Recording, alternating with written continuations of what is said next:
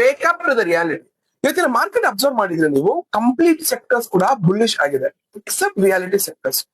And ಎಷ್ಟೊಂದು traders ಈ ತರದೊಂದು ಟ್ರೆಂಡ್ ನೋಡ್ಕೊಂಡು ಬುಲ್ಲಿಶ್ ಅಥವಾ ಬೇರೆ ಅಥವಾ ಕ್ಯಾಂಡಲ್ಸ್ ನೋಡ್ಕೊಂಡು ಟ್ರೇಡ್ ಮಾಡ್ತಾರೆ. ಬಟ್ ನೀವು ನೋಡ್ಬೇಕಾಗಿರೋದು ಡೇಟಾ.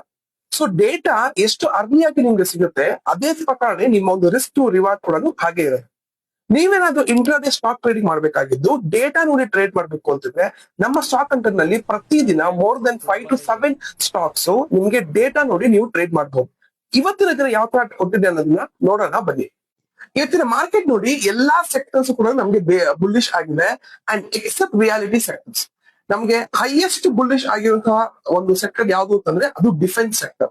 ನಾವು ಡಿಫೆನ್ಸ್ ಸೆಕ್ಟರ್ಗೆ ಕ್ಲಿಕ್ ಮಾಡಿದಾಗ ಏನಾಗುತ್ತೆ ಆ ಒಂದು ಪರ್ಟಿಕ್ಯುಲರ್ ಸ್ಟಾಕ್ಸ್ ಕೂಡ ಸಿಗುತ್ತೆ. ನೋಡಿ ಪ್ರತಿಯೊಂದು ಸ್ಟಾಕ್ ಕೂಡ ನಮ್ಗೆ 3% ಮೇಲೆ ಕೂಡ ಅಪ್ಡೇಟ್ ಆಗಿದೆ. ಮೊಮೆಂಟಮ್ ಪ್ಯಾರಾಮೀಟರ್ಸ್ ಕೂಡ ತುಂಬಾ ಚೆನ್ನಾಗಿದೆ.